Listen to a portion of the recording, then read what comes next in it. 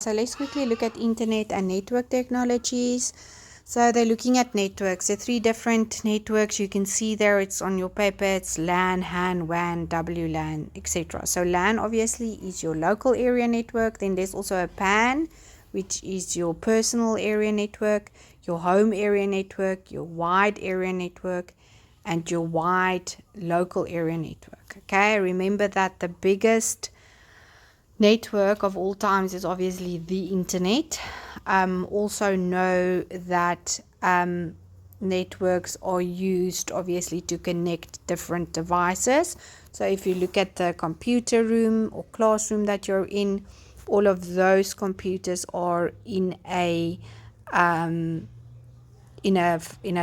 Obviously it's a smaller one than your personal one. No, Magnus, it's not essentially built for gaming, although they do use that. And then take note the type of cable used in networks, which is usually your untwisted shielded pair, UTP, unshielded twisted pair. There you go, UTP. Okay, and then take note of things like the switch, which is obviously your central hub where everything happens from. That's your server. Your switch is that connects all the cables, the one that looks like Christmas there at the back of our class. And then obviously Uncle Nick. Who can forget Uncle Nick? It's the network in interface controller.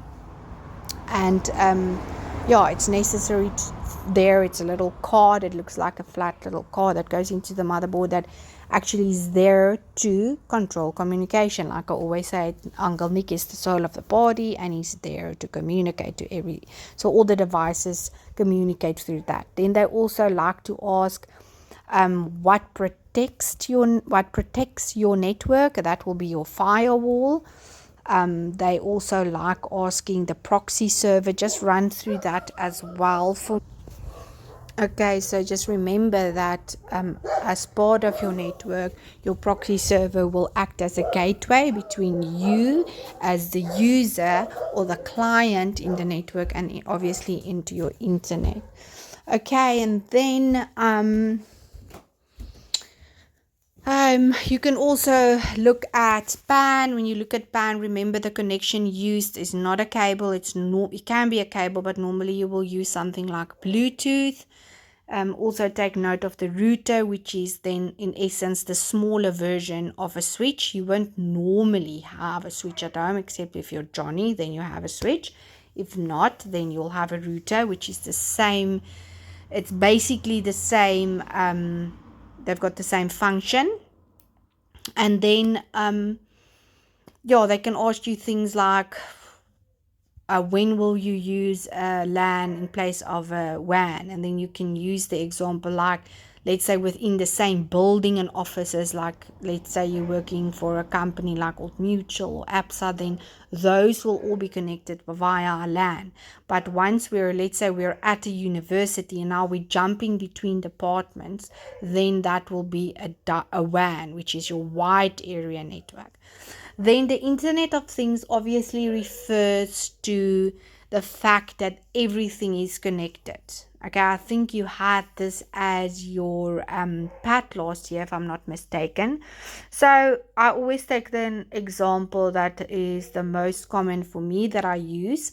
So let's look at the fact that my Samsung phone is connected to my Galaxy Watch. So that means that I can now use Spotify. Okay, so I'm jogging and I'm having the earpiece in my ear.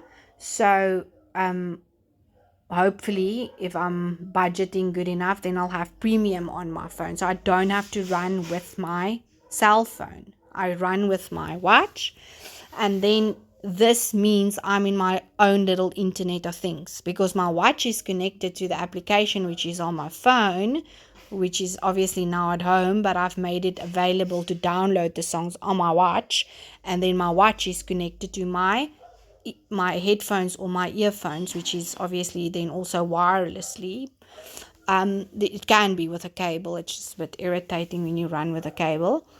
but normally you don't put in auxiliary in your watch. So that is, or that have the ability to connect with via Bluetooth. And then we can go further. Internet of Things is so expanded at the moment. It goes into fashion, it goes into sport with the couture. I know there's a new company that has actually collaborated with another company. I'm trying to just remember the name.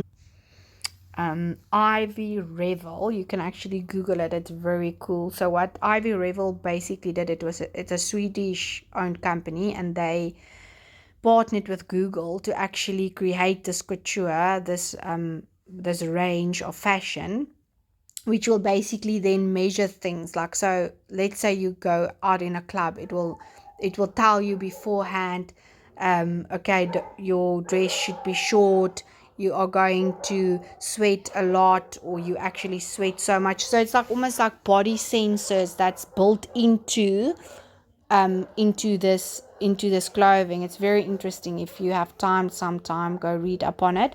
So that is fashion and IoT.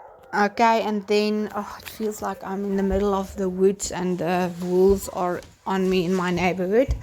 Okay, and then so we're looking at things like also smart homes. So something like a virtual assistant like Alexi or Bixby, or Siri can actually, you can talk to them, and you can ask them to manage or to control the temperature in your home. You can say play music, you can lock your home.